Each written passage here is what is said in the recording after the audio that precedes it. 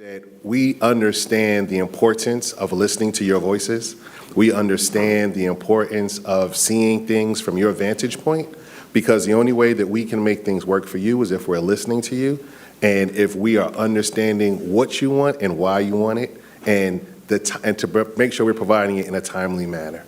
So we are super excited to hear from you all today as we engage in this meaningful consultation with you all around what does it mean to be an entrepreneur? What does it mean to bring business to your neighborhood? What does it mean to revitalize your community with your ideas, with your innovation, with your vigor?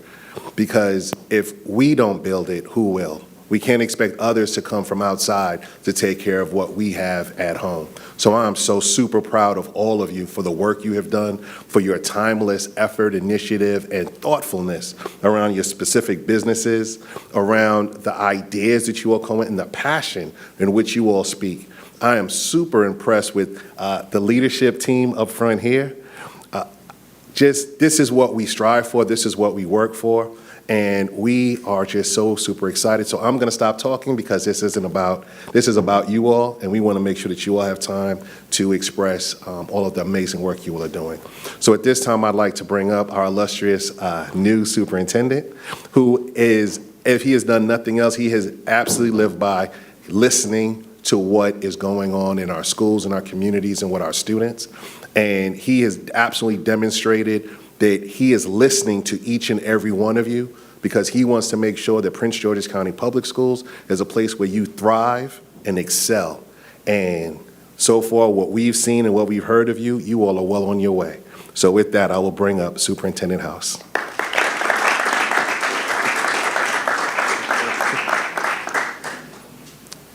And thank you to Dr. Cadet. His passion around CTE is really unmatched.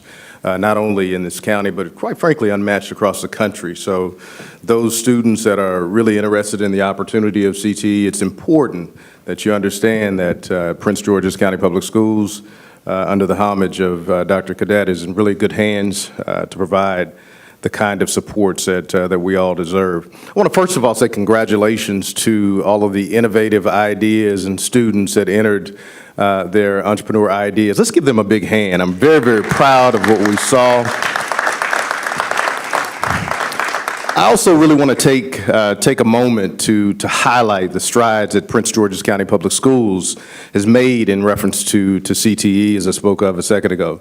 CTE is a proven path to both good jobs and college success, offering our high school students a head start in preparing for college and careers in a diverse economy, a competitive economy that we know we want to be ahead of the curve on. PGCPS is truly leading the state and even the nation in CTE.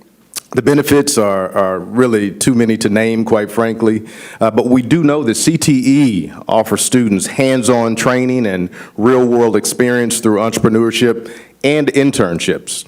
Many of our CTE students are also getting a head start in reference to college through the dual enrollment. How many students have taken advantage of dual enrollment or opportunities that do have some over on this side, on both sides? I think it's an important opportunity that we really want to push towards in terms of earning those college credits while still in high school, which can reduce the cost of college when it's all said and done. Now, we also know that recognized certifications and credentials for students can be utilized in high-paying job opportunities as well. So grabbing these certifications and taking heed to the opportunities that are out there, what this is all about. We also know that CTE is a priority for the state of Maryland as a whole, with the blueprint of Maryland's future calling for its expansion of the integration into the educational journey of students. We all know that these opportunities will be there for the taking. And we're a leading educational system in reference to the offerings that range from STEM to engineering to information technology to business and finance. These are all different opportunities, not to mention health and human services, mechanics, culinary arts. These are all opportunities that produce additional opportunities Today, you'll hear from some of your amazing CTE team members who will share key initiatives, our trailblazing apprenticeship program, and how we're training the next generation of entrepreneurs that will really take over and really move things into the next generation. And with that being said, I'd like to thank you all for joining us today and look forward to today's dialogue in reference to how we move forward as leaders and how we continue to provide the opportunities that will make a difference for the future and beyond. Thank you so much.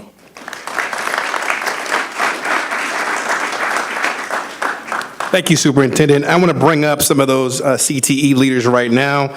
Bridget Gillis-Cruz, Danielle Carter, and Robert Stratford. They have been fantastic partners with us in getting to this point today and beyond. If you all can come up. Good morning. My name is Robert Stratford. I'm one of the instructional supervisors for the Department of Career and Technical Education. And I just want to say that the blueprint for Maryland's future is all about you all. There is no future in Maryland or in PG County without the young people. There are 5 pillars to the blueprint for Maryland's future. The first is early child education, make sure that everybody has a firm foundation, high quality and diverse workforce. You all will be the members of that high quality. Can you hear me? Is that better? My man, got you. High quality and diverse workforce. The next is college and career readiness. That's where CTE comes into place, right?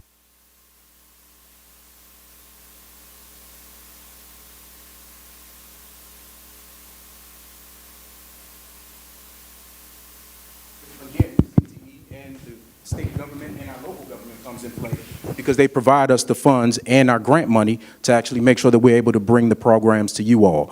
Last but not least is governance and accountability. There are expected outcomes for CTE. The primary one is that by 2031, 45% of all high school students, CTE students, will earn an industry recognized credential and or a registered apprenticeship like Dr. Superintendent House just mentioned. Last but not least, the framework for CTE is where this form comes into place, right? This is where it comes into play and why this discussion is so important. One of the framework for CTE is for that we align our pathways to the state's economic development and workforce goals. Again, that does not happen without you all, and that's what we're here to ensure today. Thank you, County Exec. Prioritize apprenticeships as the preferred IRC, which is an industry recognized credential. PGCPS, by the way, like as Superintendent House just mentioned, is the only LEA, local educational agency, in the state with a registered apprentice, with an approved apprenticeship program. We're setting a standard and hoping that our business and community partners, including local government, will join us in this huge investment. I'm going to bring up now Ms. Bridget Gillis-Cruz to give us some of our highlights. Greetings and salutations. My name is Bridget Gillis-Cruz. I am the Business Management and Finance Program Coordinator in the Department of Career and Technical Education.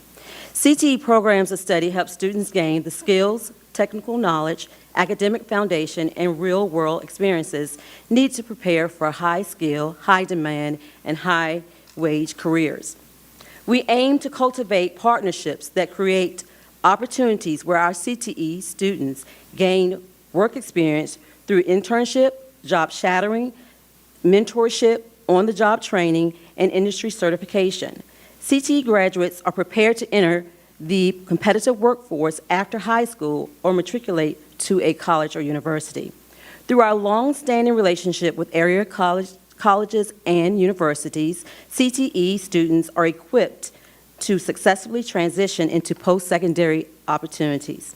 For example, through our partnership with Bowie State University's College of Business and the Entrepreneurship Innovation Center, our students have opportunities to engage with professors and the university community through symposiums and campus visits designed for our business, entrepreneurship, and other CTE students. Our students also benefit from BSU student mentorship as they prepare for competitive events, case challenges, 3D marketplace, and other real-world applications. Our business and entrepreneurship students earn cash prizes for their business ideas at Bowie's Entrepreneurship Business Pitch competitions. Through Bowie State University's new grant in partnership with Howard University, we are excited to plan additional experiences for our business and entrepreneurship students. Towson University, in collaboration with the Maryland Council of Economic Education, we're excited to bring the Girls in Finance Conference, the Stock Market Game, and the Personal Finance Challenge. Through our articulated agreement with the University of Maryland Eastern Shore and Prince George's County Community College, our business students earn advanced college credits for the coursework they complete in their business, entrepreneurship, and financial literacy classes. Each year, NAF Academy of Finance business students gain valuable experience engaging in internships as part of their NAF program requirements. This year, the Business Management and Finance Department collaborated with a new partner, Millard, to offer safety and risk management internship opportunities for rising seniors. Thanks to the support of our business partners such as Millard, Deloitte, FDIC, NABA, National Association of Black Accountants, Prototype Consulting Group, as well as the Business Advisory Board, we celebrate Dr. Henry A. Wise Junior High School and the NAF Academy of Finance as Distinguished Academy for 2 consecutive years, and hopefully we'll be celebrating for the 3rd year. This recognition is bestowed upon only 600 academies across the country and less than a dozen finance academies in the Mid-Atlantic area. Let's give a hand for that. We are excited that Charles H. Flowers High School is also being evaluated in the coming year for Model Distinguished Academy status. We look forward to celebrating this milestone. Three-dimensional education in partnership with Junior Achievement is an instructional model that incorporates case method, project-based learning, and real-world problems within our CTE pathways, business, and homeland security. Today, you've had the opportunity to engage with our business marketing students and 3D founders at Potomac High School.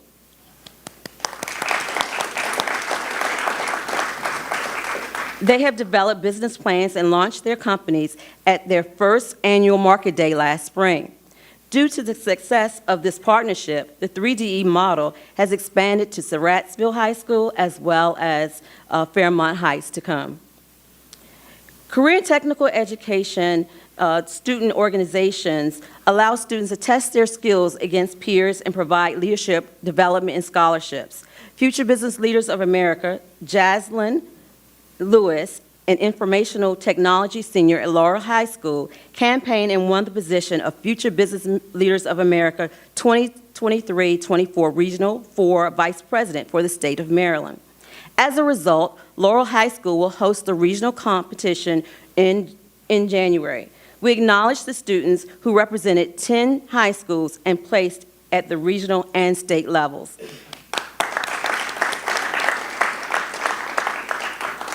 Maureen Lawmeyer of Gwynn Park High School recently won the Ernest & Young Entrepreneur of the Year Scholarship in partnership with the Network for Teaching Entrepreneurship, NIFTY.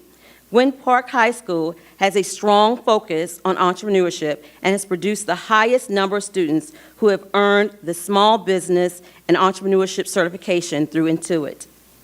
We are now going to hear from my colleague, Danielle Carter, who will share highlights from the Young Entrepreneur Camp that nurtured and encouraged the entrepreneurial mindset of PGCPS scholars from across the district. Good morning, everyone. I'm Danielle Carter, Instructional Specialist with the Department of Career and Technical Education in Prince George's County Public Schools. The Department of Career and Technical Education is proud to offer entrepreneurship education in its business management and finance programs of study, including the 3DE marketing pathway, and make available in the PGCPS entrepreneurship education courses in all of our secondary schools through the Network for Teaching Entrepreneurship curriculum. So as an extension of our entrepreneurship programming, we have also collaborated with the Bowie State University Entrepreneurship Innovation Center to offer summer camp, and most recently, we partnered with Prototype Consulting Group to offer the Young Entrepreneurs Camp during summer of 2023. So during camp, our young entrepreneurs developed their business plans and competed in a business pitch competition. We are so proud of all of our young entrepreneurs And at this time, I'd like to share with you the first place winners from our summer 2023 Young Entrepreneur Camp, who actually tied for first place and received a $1,000 cash prize. That is Taylor Exum, Crossland High School. Taylor is the creator of Better Believe in Yourself Bakery. And Noah Blackston, Oxon Hill High School. Noah is the creator of Tabletop Pizza. Yes. Our Nifty Biz Camp winner is Nikki Etta Bigby from Dr. Henry A. Wise High School. Nikki is the creator of Nikki's Hair Parlor. I see those winners in the audience. So let's see here. If you are a participant or finalist or winner in Young Entrepreneur Camp this summer or Nifty Biz Camp last summer, could you please stand at this time? All right, very nice. And you may be seated. If you were a participant in the 3DE Marketing Day, please stand and be recognized at this time. All right. Thank you. You may be seated. So during these programs, students develop their entrepreneurial mindset, receive coaching from industry partners, created their branding and marketing strategy, and fine-tune the financial aspects of their businesses in order to create bankable business plans. In conclusion, I'd like to recognize our young entrepreneurs for seeing challenges as opportunities and creating solutions. I commend you all for going above and beyond to reach your goals. Congratulations. Thank you. I want to take a second, though, to recognize again Bridget, Danielle, and Robert, and the work that they do on a daily basis with students. We were introduced to many of you all through the camp this summer, and when we were looking for an audience for this particular event, the match was perfect. But they go above and beyond the call of duty every day for you all as students. I think some of them were at Home Depot last night getting poster boards and helping with the presentations and getting them ready. So thank you for what you do. It's also really important that we also acknowledge that PGCPS does a fantastic job of finding Prince Georgians who live here, who went to school here, to be a part of the system and the work that you're doing right now today. Carl Gray, who is the chairman of the CTE Business Management Finance Advisory Council, is an example of that. And so thank you all for empowering Prince Georgians to help Prince Georgians. And Carl, I'll give you a quick second to say hello. Yep. Good morning, everyone. I'm so happy to see so many familiar faces out there. Again, I'm Carl Gray, chairman of the Business Management Finance Advisory Council and the founder of the Young Entrepreneur Camp. I'm also one of the coaches for 3DE, so pretty much every student in here I've had the opportunity to see. And as David said, being a native of Prince George's County, graduating from Parkdale High School, walking the same hallowed halls as you all did, you all are my dream come true. I sit back and I think that there's nothing that I did in my 20s, my 30s, and my 40s that I could not have started at your age. And I see you all actually doing this. I've seen the business plans. I've seen you start your businesses. The thousands that were made on Market Day last year. We were there all day long, you selling to the community. The bankable business plans that were created within 7 days. Again, this is a dream come true for me. And I just want to encourage you to keep going, keep moving. And as you see what's going on here, know that this is being done for you all. This is your opportunity. As you look at and hear the presentation, look and see where you fit in and know that our county is being upgraded for you. It's being upgraded for you, and this is your opportunity to step up. Thank you so much, David. Thank you so much to Prince George's County Public Schools, Dr. Cadet, CTE, everyone, County Executive Alsobrooks, Superintendent House. Thank you all so much. Have a great one. Thank you. Go Parkdale Panthers, right? Parkdale Panthers. Okay. So we've gotten through the program, so now we're going to move to our program, and I get the chance to introduce our featured speakers, which will be brief, but I am excited to do so. So, County Executive Alsobrooks is an excellent leader, and one of the most dynamic leaders in the country. But she says it all the time, and it's probably in her remarks, that the most sacred responsibility that governments have is to educate our students. And the proof is where the programming is. There have been record investments in education every year under her tenure. Innovative programs like the Alsobrooks Youth Leadership Institute, the Alsobrooks Summer Passport Experience, expanding the Prince George's County Police Explorers Program, and our award-winning Summer Youth Employment Program are just a few bits of evidence of our commitment to that principle.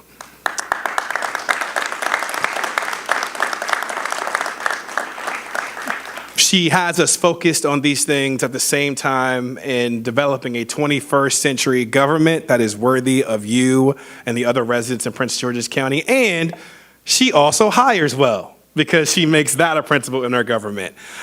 You're also going to hear from our Deputy Chief Administrative Officer for Economic Development, the dynamic and hardworking Angie Rodgers.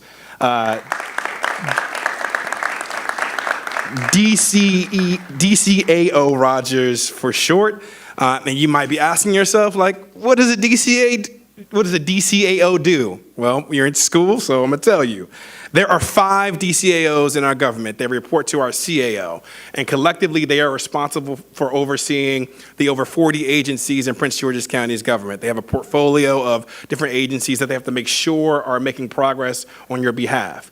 They have to work in concert. They have to make sure that budgets are honored, and they have to communicate, and communicate often. And they get very little rest. But make no mistake, we're here because the county executive wants you to be a part of the most dynamic economic development initiative in our county's history, the Strengthening Prince George's County Blue Line Corridor Initiative. This is about the future of our county, your home, and the conversation needs to begin with you in it and end with you in it. They were briefed in their role in today's forum, so they will be thinking about questions and ideas to ask and offer. But with that, we are here because the county executive made sure you were here in the beginning. With that, I'd like to bring up our county executive, Angela Alsobrooks.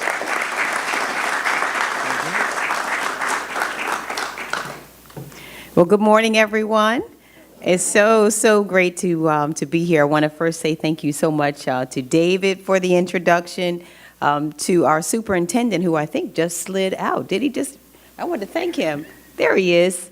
Superintendent House. I want to thank him so much. We're so happy to have him here. The only thing about bringing this new leadership from Texas is that we have invited some Dallas Cowboys into our county. So that's been the only controversial part about his leadership. But we are otherwise really pleased to have him here. I want to thank all of the other leaders inside our school system who are here, all of our educators who do such a fabulous job with all of our young people. And I have to tell you, I'm so proud of you. As I look out at all of our students today, can I tell you how amazing you all are dressed so professionally? Your just presence is so strong. I am so very proud. This makes me so happy to see all of the leaders, the young leaders who are in this room today, who I know are going to go on and do incredible things on behalf of our county. And I hope you've heard it said. If you haven't, I'm going to repeat it to you, to remember that greatness grows in Prince George's County, and you are a part of that greatness, and we can see it already in all of you, and we are just so excited about your future. And today is about your future, and I want you to know that every day, you've heard already David talk about the jobs and responsibilities of Deputy Chief Administrative Officers, and I can tell you that I have enjoyed so thoroughly serving as your county executive, because it is my job to think every day about what's best for you, what your future will look like, where you'll have to shop, what kinds of entertainment you'll have, what kinds of investments we'll make in your education, about your health care. It is my job, which is the best job in the world, to spend each day thinking about you, about your parents and your family, and what more we can do to make our county the best county in the country. And so that's what today is about, is to share. You'll hear in a moment from Angie Rodgers, and she is what I like to refer to as a super bad lady. You all know what I mean by that, when you find someone who's just incredible at what they do. But you're going to hear about this beautiful vision that we're building here, and it's along an area called the Blue Line Corridor. How many of you have heard, probably your parents and others, saying, you know, we don't have quite enough places to dine in the evenings. We wish we had more restaurants. We wish we had more places to have entertainment. You all have probably heard, for example, about the Merriweather Post Pavilion, where we travel sometime to see concerts. I love Erykah Badu, for example, but I often have to go see her elsewhere. Well, we're bringing those things to Prince George's County, and that's what you're going to hear about this beautiful vision that we are putting together to be able to have the amenities and the jobs and opportunities right here in our county. So I am so excited to be back here today at Flowers High School. And so you know, this institution is one of only 13 schools in Prince George's County Public School System that offers the business management and Academy of Finance programs, which integrates entrepreneurship into the curriculum. This program has already produced some very impressive students who are ready to meet the changing needs of Prince Georgians with fresh ideas and the tenacity necessary to get the job done. I know that we've already introduced and congratulated some of our students today, and I want to just, again, lest I miss a name, I do want to tell you all, and I hope you can feel this, I am so proud of every single one of you who are assembled today. And I'd like to also congratulate Noah Blackston again, Tyler Exum, Samora Peard, Leslie Rojas Hernandez, who I understand were the winners of the 2023 PGCPS Youth Summer Entrepreneurship Camp. They did an outstanding job, and we are so proud of your work. I was able to see some of the demonstrations here and to have some explanations for some of the businesses that are starting to grow, and I'll look forward to hearing about how they've grown into great success. Our entrepreneurship program is only one of many career and technical education programs that students in Prince George's County can access. Our students are pursuing careers in environmental studies, the arts, media, communications, hospitality and tourism, public safety, information technology, construction, manufacturing and engineering, and transportation technology. So many promising students and entrepreneurs, like all of you in this room, have helped us to expand our career and technical education programs to record levels. Since 2022, we've watched our career and technical education applications increase. People are growing increasingly interested, and they have grown by over 600%. Part of the reason that enrollment continues to grow in CTE is because these programs are proven to help build a path for students that leads to good-paying jobs and success in higher education. That's why the state of Maryland has now set a goal in the Blueprint for Maryland's Future to elevate CTE programs, provide guidance to students early on, and prepare students for a diverse, modern economy. That's also why here in Prince George's County, our administration has focused on working with PGCPS and the state to make sure that our CTE students have every opportunity to learn and grow skills that will help in the real world. And what that basically means is all of you have a talent and each of you has a gift. Some of you will use those gifts to go to college. Some of you may choose not to. You may choose to do career and technical education and entrepreneurship. And we are really, really determined to make sure that whatever you choose, however you choose to use your gift, we want you to have a pathway to be able to use that gift, not only to provide for yourselves, but to give back to our communities. And so this is only one of many steps that we're taking to create a brighter community for all of you. A major strategy of our administration has been to improve the quality of life in our county, and we've done so along an area that we call transit-oriented development, and you're going to hear much more about that soon. But basically, it just means building new homes and amenities that are centered around public transportation. So you're going to hear more about that vision in just a moment when our DCAO, Angie Rodgers, comes up to share it with you. But again, I am so very proud of each of you. I hope that you take the information today. I hope that you are able to see yourself in the information that is shared. These won't just be pictures and numbers. This is your community. Prince George's County is our home. It is a home that we're building for all of us. We're building it for your future so that you not only have the opportunity to live here, but we want you to be able to grow your businesses here, to be able to work here, to buy homes here that you can enjoy. We want you to be able to have nice restaurants and entertainment and other things here. So we're building this for you, and you're a major part of it. So thank you all again for all that you're doing. We encourage you just to continue to stay focused, to believe in yourselves, and to know, again, that greatness grows in Prince George's County, and by that we mean you. So thank you so much, everyone. All right. All right. It is so good. I like to stay mobile, and so so I'm going to use this mic. It is so good to be here to talk to you all about really these transformational opportunities that are happening in the county. I was talking to some of the students from the Leadership Institute earlier. I got to speak with them a few weeks ago about this, but I didn't get to show them what we refer to as our $1 million renderings. And we refer to them that way because we use this plan to attract really historic investments to Prince George's County. And so the things that I'm going to talk to you about are things that are happening. They're beautiful pictures, but they're also happening, which means that they are real opportunities for you to plug into. And I'm going to tag on to something that the county executive said and that David said and Carl said, which is that we want you in on the front end.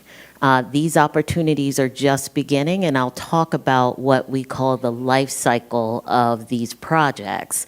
But sometimes they can take 2, 4, 5 years, sometimes to materialize those opportunities.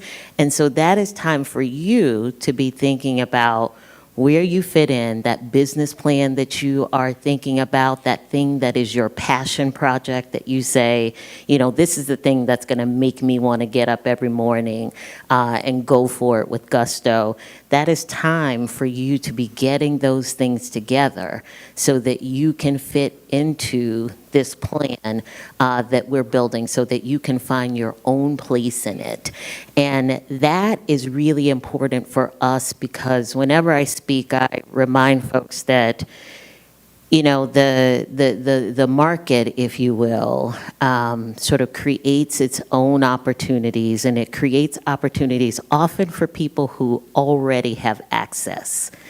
What we do as government is we build these opportunities for folks who aren't necessarily going to have access. We build it for women business owners. We build it for minority business owners. We build it for the folks who look like many of the folks who live in our community who may not necessarily have access to plug into something like this, but we're building it. We do the work so that our community members can plug into these opportunities. So the county executive teased that we were going to talk to you about the Blue Line Corridor. And we really see the Blue Line Corridor as a model for how we are doing economic development today. And economic development is this sort of catch-all term that we use for how do we build the kinds of communities that have all of the things that you need, that have the housing that you need, that's affordable to you and your families, that have your jobs nearby so you don't have to travel an hour to get to work in a car, that has the amenities that you want. That has the open space that you need, and that is sustainable for your future. So that is all of what we do in economic development. And we chose this Blue Line Corridor as the next big thing for economic development, not just for Prince George's County, but for the state of Maryland, for the region. Because we recognize the opportunity that exists right here in our own community to build something that's going to be attractive to very many people. Can do the next one. So, County Executive talked a little bit about this. What is the Blue Line Corridor? So it is the corridor that runs from the Prince George's DC line at Capitol Heights Metro all the way out to downtown Largo and also including Central Avenue. So running past Addison Road, Seat Pleasant, running past also Morgan Boulevard. We looked at that corridor and we said, here's an opportunity for us to launch that next big thing. Next. So what we did, and I referred before to these $1 million renderings, and I'm going to show you some of them right now.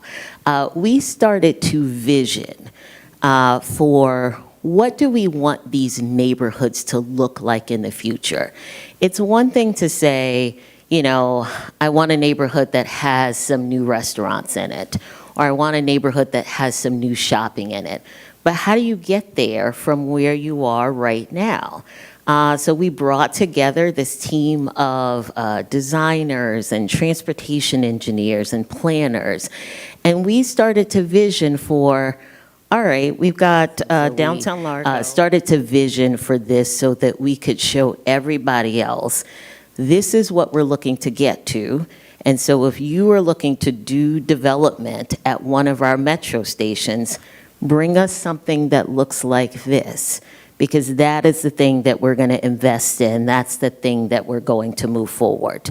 So really envisioning for downtown Largo as that hub where we've got the hospital, where we've got other development.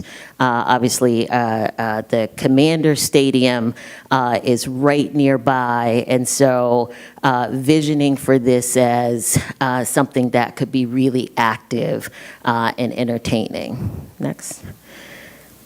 Central Avenue, right at Morgan Boulevard. So this was really important because most of us probably drive down Central Avenue on a regular basis. You know what it looks like today. We wanted to show people, what would this look like if Central Avenue was really walkable, if it was bikeable, which means that it could start to support retail and restaurants on Central Avenue. It could start to support small businesses. It could start to support arts-based businesses if we could make this into a place that was engaging, where people like me weren't speeding down it at, speeds above the speed limit. But how can we start to transform this? And so we did these renderings to say, all right, we can start to transform this street that now people speed through into something that is engaging and something that is bikeable and walkable and really lends itself to the kind of development that we want to see. Next. Addison Road, Seat Pleasant. So we went all the way down the line, continuing to vision for how we would transform these neighborhoods. The thing I'll point out is that right now, this right here does anybody know what that is right now? It's a parking lot right now. And in economic development, we say that is opportunity. Opportunity for us to turn it into something that looks like this, because right now it's just a parking lot. But how does the market know that that's what we want it to look like if we don't show them? This is what we want it to look like. This is how we turn that parking lot that you might not be inclined to walk past or walk in because it's a bunch of concrete. There's nothing sort of engaging about it. There's nothing pretty about it.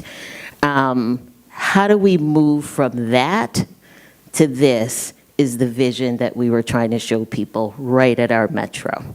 Next. And same thing for Capitol Heights.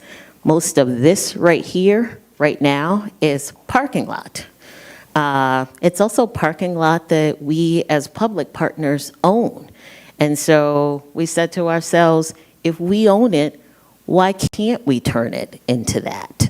So these are the kinds of physical transformations that we're planning for along the Blue Line corridor that's going to start to produce those spaces that will be opportunities for employment, will be opportunities for small businesses, will be opportunities for creatives. Next slide. This is what we call the Central Avenue Connector Trail. I've been talking a lot about sort of introducing bikeability, walkability. And let me just say this. I talk a lot about that because I say all the time, if we built a lot of businesses along Central Avenue, but the only way you could get to them is if you got into your car, came from somewhere else, drove there, found a place to park, that is, we are missing out on the type of opportunity, development opportunity, that every other community in our region has capitalized on.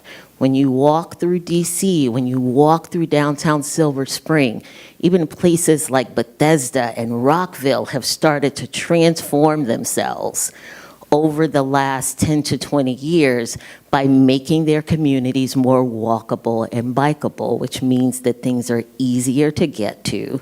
That small little coffee shop that somebody doesn't know is there, they discover if they're walking past it or if they're biking past it, not necessarily if they're driving past it.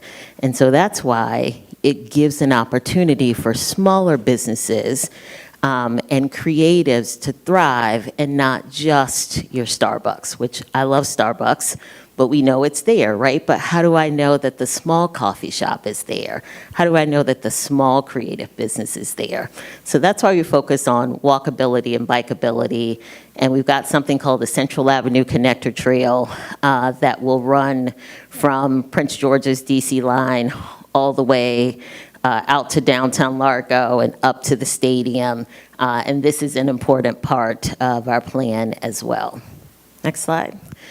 So we have been able to attract a lot of funding to this thus far, and I won't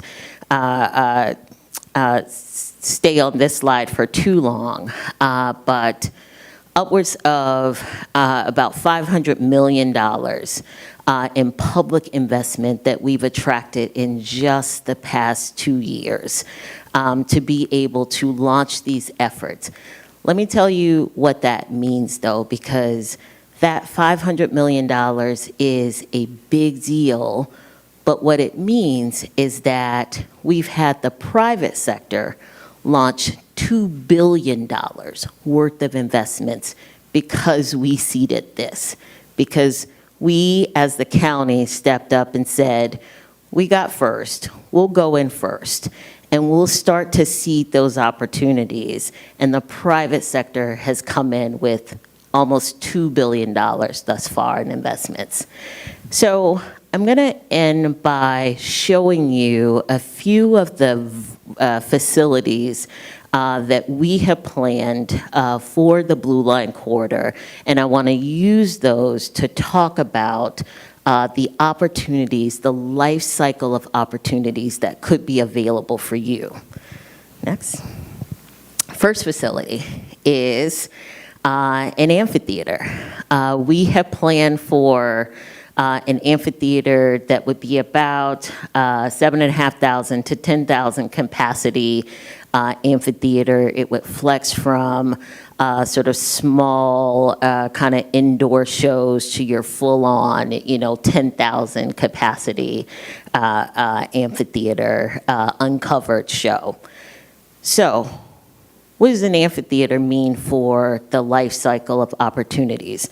Well, one, we're going to start with design and construction of this facility. And so there are opportunities there for folks who are interested in that kind of work. And in design and construction, the young lady who kicked us off talked about her photography business. You know that construction companies, particularly when they're doing big projects like this, always hire photographers because they've got to document for whoever else they're going to go out and say, look at this beautiful thing that we built. They've got to document it. So even the photographer gets work from these kinds of businesses. But we're going to start with design and construction. Then, after it's built, somebody's got to manage this thing, right? Somebody's got to bring acts in. Somebody's got to make sure that this facility, that the community has access to it when big events aren't going on. So there's going to be an opportunity for someone to operate this facility. There's going to be opportunities for people to perform at this facility. And then there are going to be opportunities for concessions, for vendors, all connected to this amphitheater project. And so that is a life cycle of opportunities that runs for years. Next. A market hall. We have envisioned and are planning for a market hall. So those of you who get around the region a bit might be familiar with Union Market in DC. So again, design and construction on the front end, including the photographer. But then think about all of the businesses that operate inside of a market hall. There are food-based businesses. There are arts-based businesses. There are businesses selling dry goods. There are even businesses, if you go into Union Market, they have these vending machines kind of all over the place. And they're not just vending machines where you can get sodas, right? They're vending machines where you can get sort of small food items, where you can get personal goods. So there's a business running those vending machines inside of Union Market. And so the opportunity for us with this to incubate all of the types of businesses that you all are thinking about exist right here. And because we are putting public money in it, it is our opportunity to get particularly more minority women businesses who may not have, the $25,000 or $30,000 that it typically takes to buy a food stall or to buy a vendor stall in a typical market hall. So this is our opportunity here. Next. This one I am super excited about. It is a youth sports field house built to international competition grade that will flex between about 10 different sports. So basketball, volleyball, indoor soccer, indoor field hockey, gymnastics, pickleball. There's a bunch of others that I call them my sports guys. My sports guys would outline for me if I were, if they were here with me. But again, design construction. Somebody's got to operate it. And then for those of you in the room who play sports and you go to these tournaments all the time, you know that the vendor opportunities are enormous. There's vendor opportunities for apparel, for food, for many different things connected with these kinds of facilities that will be bringing in thousands of kids and their parents every time there's a tournament. Next slide. Central Library and Cultural Center. We have envisioned these two facilities to go together.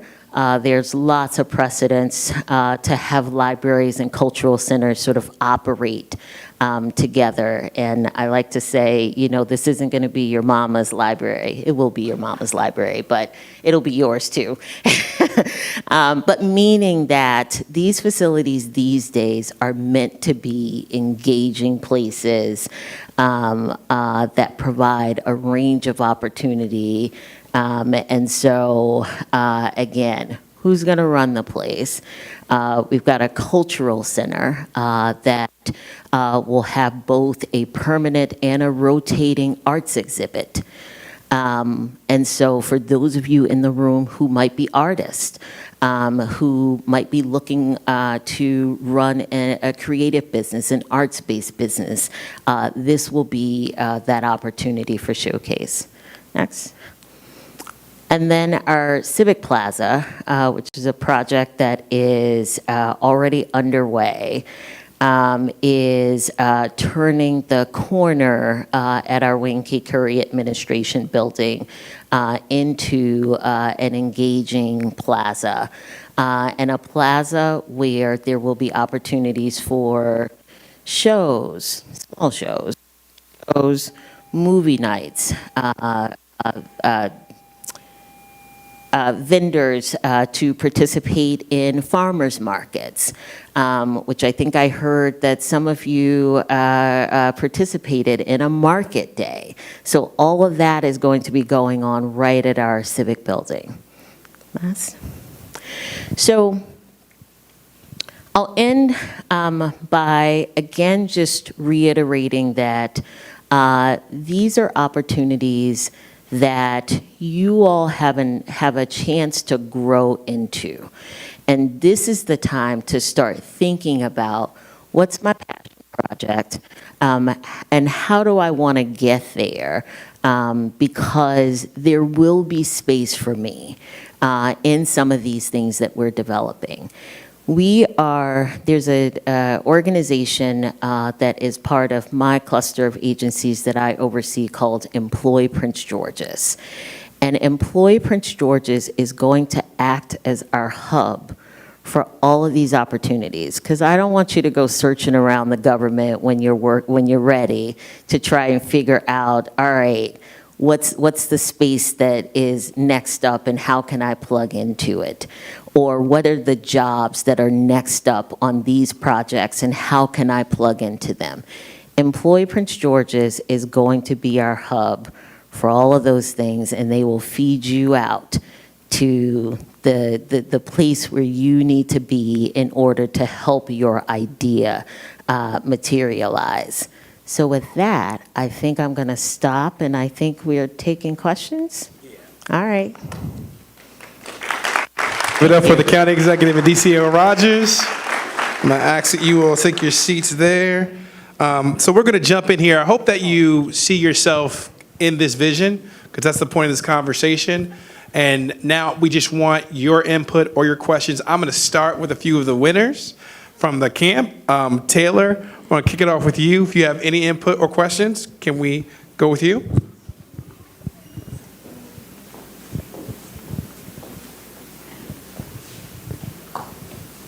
Hello. As you know, my name is Taylor. And I guess a question I may have is, for small minority businesses, I've already read it on websites that you plan to put them on there. And for minority businesses that you plan to put on there, what businesses are you planning to expand from? I know you're planning to do artists, stores. What other ones are you planning to expand to? I'm excited to know which ones you want to do. Also, Taylor, before they answer your question, could you cite your high school and what your business was? My high school is Crossland High School, and my business was Batter Believe Yourself Bakery. Very good. I'll take this one. So again, going back to this idea about a life cycle of opportunities. So the opportunities right now are really for design and construction of buildings along the corridor. Once those buildings are in, then you take the market hall, for example. There is an opportunity to incubate almost any business that you could imagine that would be public serving, right? So food-based, think about bakeries or tacos. I love tacos. But then also dry goods. So a business that might be selling greeting cards and flowers. So there really is a broad range of businesses that will be accommodated in these spaces. And let me also just say this, because we've got our Blue Line corridor facilities that we are building, but I talked about those private developments. that are bringing $2 billion worth of investment to the corridor, much more than what we, the public sector, are bringing. And they will have opportunities as well, which you can access through the same route. So some of you have probably seen the development going on over at the old CAP Center, which we now call the Carillon development. Their next phase is going to have about 25,000 square feet of commercial space split into smaller little storefronts that are meant to be cafes, flower shops, like amenities that you can plug into. So that's just that one development, and this is going on all over the place. If you go down Central Avenue, you might notice the Hampton Park development, which is where the Home Depot is, but also our new Health and Human Services building is going in at that location. Again, they're building these small retail shops that are meant for business owners to plug in. And you know what, if I can just also add, you know what, I know that a lot of this information, for many of you, it's the first time you're hearing some of it, and it may not sound quite as exciting today, but do know that as you, you'll see as you go along, you'll come to understand what we meant today. Angie, I wonder whether, when you mentioned design and construction, obviously the people in this room are too young to engage right now in design and construction, but you should know that many of the businesses that are engaging in the design of this project and then constructing and building it are business opportunities as well. And many of those people are local people who live here. These are Prince Georgians. And just to give you some idea of what your future looks like, I want somebody in this room today to get excited about the fact that you can design and construct this sort of vision. These are people with businesses who you see every day. You don't recognize they have the business. So someone like a Brunson Cooper or some of the others who are building not only this project or constructing, but people who are working on local firehouses and other things that we're building. So maybe if you can talk a bit, Angie, about what those businesses look like. And that's why career and technical education can be so important and also be so lucrative. The people who build these projects, who have companies that do things like excavation, the people who come in and get the work to do the electrical work, the people who get the contract to lay the concrete, the people who get the work to come inside and design what it looks like inside. These are people whose businesses are multi-million-dollar businesses, and so your training in career and technical education can lead you to an opportunity to build something like this. Well, and County Executive, I will add that it would give me no greater pleasure than for folks in this room to tell me that they are particularly interested in that design part, because that's the part that I get passionate about, and to go to some of these firms and say, hey, I need you to create some internships for some of these students so that they can start to get a feel for what this is. Because I'll just say from my personal experience, I was probably in my 30s before I knew that this was a career path for me, that I could sit in a room with these group of people and sort of direct them to come up with this. And so I can't remember who said it, maybe it was Carl, who said that the things that he's doing now, if he had known, in his teens, in his 20s, in his 30s, that was available, then he could have plugged in earlier. Mm-hmm. But you've mentioned some of the things, but when I talk about our design teams, these are our architecture and engineering teams.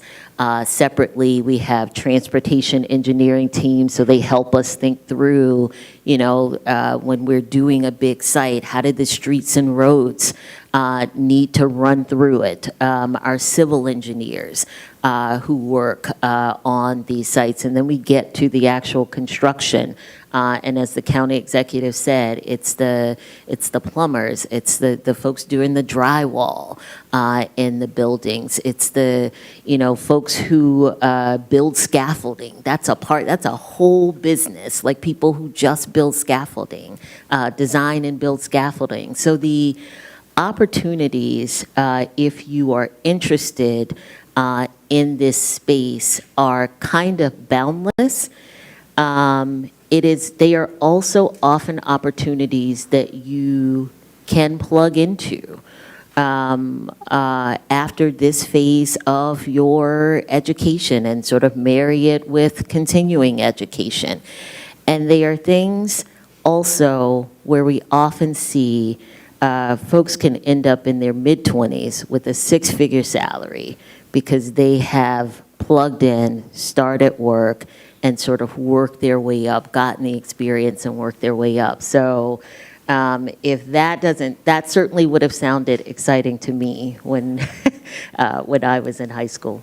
Yeah, how many people in this room think you'd be interested in an internship like that? Somebody who could design something like this, or a person who would be interested in construction? Okay. All right. Yeah. We're doing it. Well, they answered it. You said if you knew. Yeah, we have to make sure we follow up on that. We will. Yes. No, we're going to go to Olu first and then I'll come to you, okay? So our next question is Olu Alibi.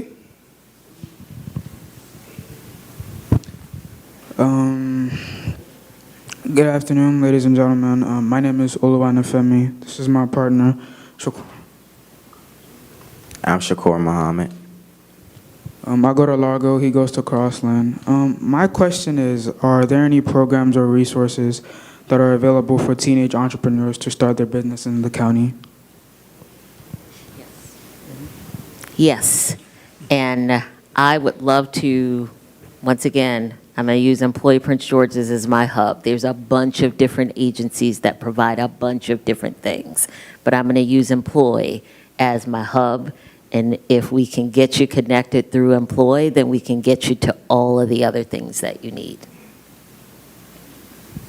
Okay. We have some over here. Got a question from the young lady now in the back. And some on this side, too. We're ready for you now.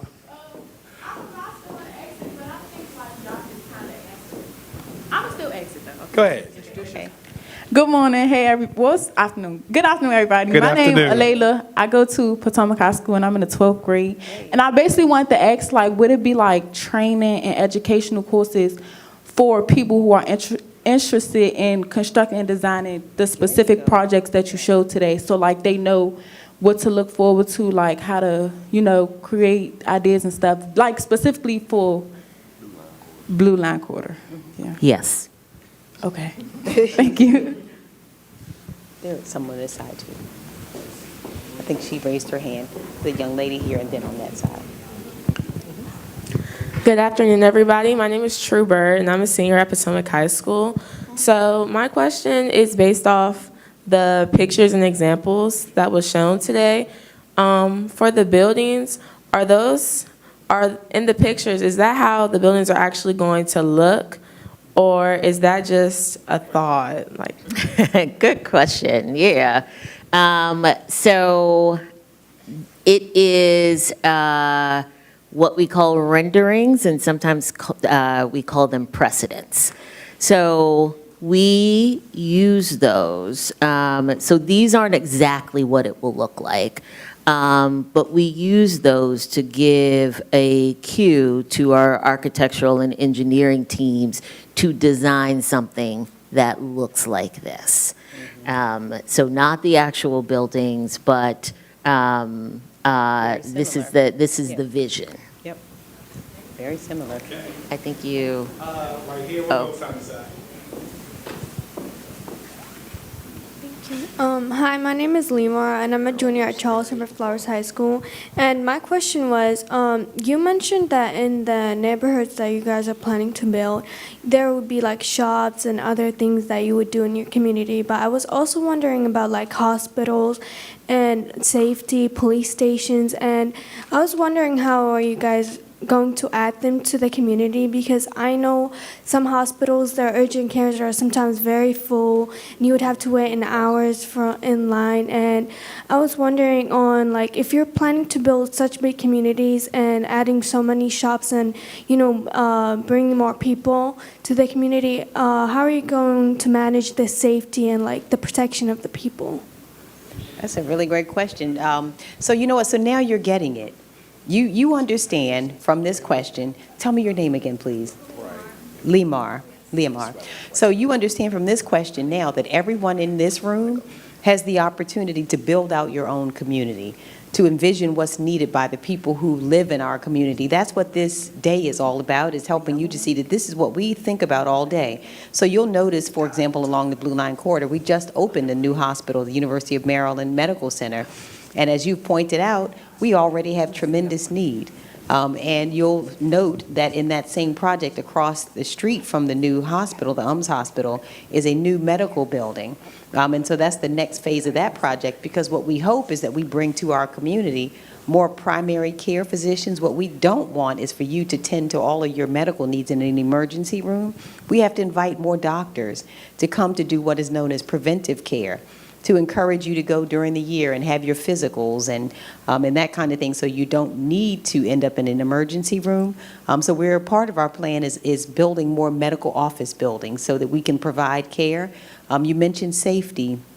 It is the case, you're right, that our police department anticipates what will be needed for all of these centers, but what we hope is that as you bring more opportunity to our communities, when there are more jobs and more opportunities for people to live in affordable spaces and to have the mental health care that they need, to have all of the physical health care that they need, that we will have less crime and have less of a need for police, because we want to tend to people's needs early so that they don't end up in a life of crime. So that's what this kind of opportunity does, is we believe that bringing opportunity and transportation, because remember, part of what DCL Rodgers said is we also have to make sure that we don't just bring the opportunity. You have to have transportation so people can actually go and enjoy it. So this is what the grand vision is, but you're beginning to see yourself as a part of it, is how we build out our community.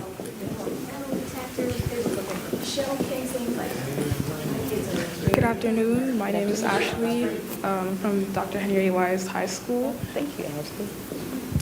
I want to start by saying that I love the idea, the plan. I believe that it will enrich our community and bring our communities together, and most importantly, build our communities. And that being said, when building anything, it's important to have a strong foundation, right? And I'd like to address the concerns of our foundations. One of them being the high crime rates in certain cities, certain communities. The crime rate is high. And I wanted to know how you would ensure the safety of the community members. And recently I went to a Starbucks in Forestville, I think, in Capitol Heights. And I couldn't go in there because they said that there was so much robbery in the area that they had to shut out the walk-in and whatnot. So I just want to know how we would ensure safety so everyone can enjoy this new plan and whatnot. That's a really great question, Ashley. So as you know, we were recently here at Flowers High School, and we're happy to have a conversation with our youth to talk about some of what we're seeing in terms of violence in our community, and specifically some of the concerns we see around our youth who participated in violence. And we're doing a number of things to ensure, and today is an example of it, is to engage every part of our community in the success of the community so that we give people opportunities and give them hope so that they don't end up participating in crime. We are investing in education. Your education is important to us. In fact, if you think about a budget, the budget that you have for your household, how you spend your money, would you agree, generally says what's important to you. And in our budget in the county, to tell you how important your education is to us, 62% of the county's entire budget goes to your education. We spend 62%. So 62, if we have $1, 62 cents of every dollar we put into our schools before we do anything. We spend another 20 cents of that dollar on public safety. So 82 cents of every $1 that is spent in Prince George's County goes to our school system and then goes to public safety because you are just that important to us. So we'll continue investing in you. You've heard about the Summer Youth Enrichment Program. I hope some of our students here took advantage of our jobs. I know I see some from our Youth Leadership Institute here. We also had the passport experience, so we're going to continue to do that. We're investing in mental health and addictions care. We spent $20 million recently to build a new mental health care facility so that our families have that as well. And then the other part of what has to happen, and I know you all agree with this because I heard it from you, people have to be held accountable. Actions have consequences. I want you to be assured that we will also continue to make sure that after we have made all of the investments that we've made, I believe you deserve to live someplace that's safe. And so people who commit acts of violence and crimes against us and our families, we believe that those people should have a consequence. And that they should be held accountable. So we'll rely on our police department and the state's attorney's office and everyone else inside of our courthouse to hold people accountable who have committed acts of violence, because you deserve to live in a community where justice is present, but also where you have freedom to walk along and to go into places and shop and to do other things without feeling afraid of crime. And I want you to know we take that very seriously. All right, can I see a show of hands? How many more questions did I see go up? Okay, to be honest, we may have 3 more in us before we have to get you to your lunch and then to your buses. So if Can we do a rapid, can we do, what do they do? We can do whatever you want, ma'am. Speed dating. Let's go around and do a speed All round. right, can you all ask your questions really Can quick? we do speed, and we have to be held accountable too. So we have to give Correct. speedy answers. Let's come first to Jordan. Anyone who has a question, just stand up and we're going to do a Please, speed just stand up round. right now. We're going to do a speed round. Okay, I have we want quite your a few questions, but first I was Jordan. wondering. Jordan, come on. What's your most important question? Jordan. Oh, let me also say, we can also get answers to you after the fact, okay? Okay? So firstly, I was wondering if like any new schools were being built, because I know Flowers is full of people since it's a magnet school. Jordan. So I was wondering if any new schools were being Okay, I'm going to answer that question for you. Yes, we have broken ground on 10 new schools in the last 3 years of Prince George's County. We opened 6 of them this fall. We're breaking ground on another 8 schools next year. So in Prince George's, we will break ground on 18 schools in a 6-year period. We are absolutely building schools. We recognize that we need them. We're going to get to the rest of your questions after this, okay? So your classmates can ask them too. Tell us your name. Oh, you want to go side to side? Okay, yes. All right. Hi, my name is Dylan Gatewood Robinson, or DJ Dill, and I'm more interested in the theater. So I was wondering what would be the qualifications for like any type of involvement in that for like, I wouldn't say somebody like me because I'm not worried about anybody else, but me. Okay. So we'll have an operator who will operate this theater, and opportunities to be involved, I'm assuming you mean from a creative perspective, will be through the operator. But again, I'm going to use Employ Prince George's as my hub. So as you start to see that theater go up, and there will be a big announcement once we, select an operator. When you want access, when you're ready for access, then plug in through Employ Prince George's. And we'll leave them the information how to get to Employ Prince George's because we keep saying that. Okay, yes. Tell us, this is Scarlett? Yes. Hi, my name is Scarlett Bridges-Wren. Hi, I'm a junior at Flowers. And I wanted to ask about like the inflation with the price that you've already said. You've already collected about $500 million. But I wanted to ask about if you upgrade these areas, what will happen to the areas around them? Oh my God, Scarlett, that's such a great question. Yeah, so we were able to get $400 million, like you said, from close to $500 million from the state to invest. And that means that hopefully as we see these investments happening, see projects like this means that everything around it is going to become more valuable.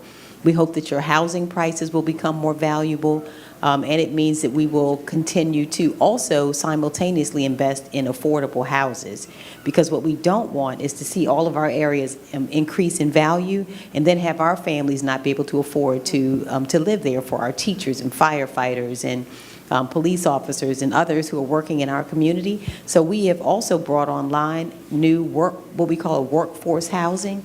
So we're investing in housing at the same time that we're investing in these opportunities so that your community will be more valuable, but you can still afford to live in it. Thank you.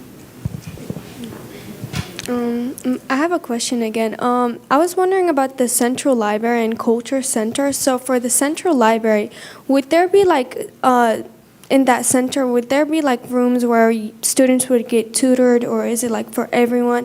Because I know as an immigrant, there are like situations where, you know, parents just need a recap of the language, I guess, or just a quick course just to learn that language. And I was wondering, would there be opportunities like that provided like to the adults and teenagers? And for the Culture Center, would there be like I guess an art center like representing different cultures, or how is that going to work? Sure. So on the library question, yes, there are community spaces planned for the library that could accommodate that use. And on the cultural center, the answer is yes. This cultural center is meant to represent the broad range of cultures and changing culture that exists in Prince George's County. Okay, we got to go speedily. Okay, yes, go quickly, because for anyone who's already been able to ask a question. My question is going to be quick. My question was just, my name is Nikki. I'm from Wise. I'm a 12th grader. My question was about keeping the area clean, especially with I know it goes through Largo and Capitol Heights, and I know that, not everywhere is that clean. And like you mentioned, it's a very valuable project, and I just wanted to see if there was any services that was going to be offered in the area to not just trash cans, because I know people going to litter all the time, but just to make sure that the area stays clean all the time so that it's welcoming for people to come, and it'll be the longevity of the project will be Thank you so much, Nikki. That is a great question. The roads that are numbered roads, so along the Blue Line corridor, for example, Road 214 is a state road. Any road that has a number, 202, 214, Route 4, all of those are state roads that will work with the State Highway Administration. And then the roads that are not numbered roads are county roads, and we'll be working through our Department of Public Works and Transportation. We spend millions of dollars on litter collection, which is a very sad thing, because we have to continue to educate the public that we don't want to spend millions of your parents' taxpayer dollars cleaning up after other people. We really want to invest in trees and flowers and those other things. And so the whole litter campaign has to be with to convince people to take care of our communities, not to throw the Chick-fil-A out the window and the other things. We don't want to keep picking trash up from people. We do want them to learn to maintain our community.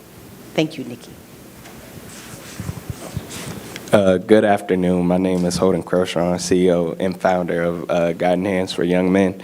What steps should we take as current high school students to prepare to be a part of this development? Does a CTE leader want to speak to that? Rob? Yeah, come on, Rob. I would say, first off, sign up for a CTE program, a pathway, right? And then make sure that you are aligning whatever it is that you go into with the plans of the county, right? So your guiding hands, that's mental health. They've already mentioned that, right? That's your program. Make sure that you have that niche and make sure that you actually survey the needs of the community that you're looking to serve, all right? But the most important part is to value your education now while you're in high school. There's a lot of things like Carl said, like Ms. Bridget Gillis-Cruz said, Danielle Carter. There's a lot of opportunities here in the county before you even get out of high school. You can earn your college degree, get your industry recognized credentials, and most importantly, look for those apprenticeships and internships. I'm looking at our government partners because we need that support from them as well, okay? All right. That would be my advice. Good afternoon. My name is Kiari. I am a 3D founder and a senior at the Potomac High School. My question was, what initiatives are you going to take to, make it more accessible for people who are disabled or have wheelchairs and stuff around in the environment? So I will say that many of the measures that we are taking to make this a pedestrian and bike-friendly environment are also going to help make us a more accessible environment. And I'll leave it right there. Good job, y'all. Thank you, Kiara. Hello, my name is Isaiah Harris. I'm also a senior and 3D founder at Potomac High School. I was wondering, how diverse would your businesses be that's at this Blue Line corridor?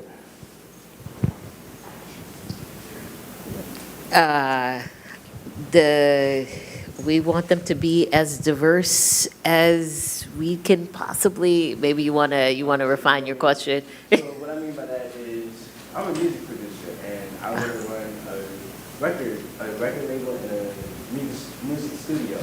So I'm saying, how feasible would it be for me to be a part of this project? For example, with the amphitheater, before artists want to perform in front of thousands of people, they may want to go into the music studio and make sure that their craft is good before they go out there and mess something up. I like it. I like it a lot. So the spaces that we are planning for can definitely accommodate something like that. I think your task is, and I would guess that there's stuff through the CTE program, but it's not just the creative side of what you're doing, but it's the business side of what you're doing, and get that foundation to figure out, okay, how do I get into a space that I can either lease, rent, or buy so that I can run my business? So make sure you get that business foundation as well. Two more quick questions. Thank you so much. Hello, my name is Jerice Buster from Potomac High School. I'm a 3D founder as well. And I'm asking, how would you hope the businesses grow on the Blue Line corridor? So if you start up a business on the Blue Line corridor, how would you help them with advertising and other stuff like that? So I'll say that particularly for our county agencies, but there are also lots of private groups who want to help with this as well. There is everything from marketing help to how you do your finances, how you support day-to-day operations. There's a full range of services that are available through our agencies to help you get a foundation with that. And the last question? How you doing? My name is Brad Ray. I go to Flowers High School. I was wondering, you was telling us about the people that are in the business management programs and that we get college credits. I just wanted more clarity on that and to know more about it. College. So we have a partnership with University of Maryland Eastern Shore, where they give you articulated credits for not just your business pathway classes, but also your elective courses. We also are in partnership, we're looking at a partnership with Morgan State University, who's looking to bring forward their actuary sciences pathway to our business pathway, right? And that's where you use math to predict the problems of society so that you can help solve them. Additionally, we have our University of Maryland Business Institute. That's a 4-year pathway that's about to be started, and we're piloting that at Crossland and at Potomac, which will give you a 4-year pathway to learn about the business path, to learn about each business pathway, then work directly with people from those firms in year 2. Year 3, they help you get ready for college. So my thing would be to take advantage of that, because what we're working with University of Maryland at College Park is for us to align our courses so that you can get credit there as well. And also it's providing an entryway into those universities where access hasn't always been available to everybody. All right, you all are incredible. I thank you so much. Can we give them a round of applause? Yes. Yeah, y'all are incredible. Incredible. So resources will be available after this. We've talked about Employ Prince George's. We know that many of you we're going to be expecting that you will start businesses and that you will also continue to grow in your passion. And just know that we're here for you. We're proud of you. We want you to be a part. This is your community. Yes. That's what we're talking about. We're building our community together, and you're a very big part of that. So thanks, everyone, for today. We're really, really, really proud of you. All right. Thank you, ma'am. Thank you, DCA Thank you, Rodgers. Angie. So here are your next steps. Specifically, We are going to send you a survey with this presentation so that everybody gets it and pictures. Oh, you want a picture with the county executive. We should try and do that. All right. So make sure when you get this survey, you actually fill it out. One of the questions will be like, what is the best way for our government to get information to you and your colleagues and your friends? What are the best ways to communicate with you all so that you understand and know when information is coming your way? And please take this presentation, get to know it, and then disseminate it amongst your colleagues and your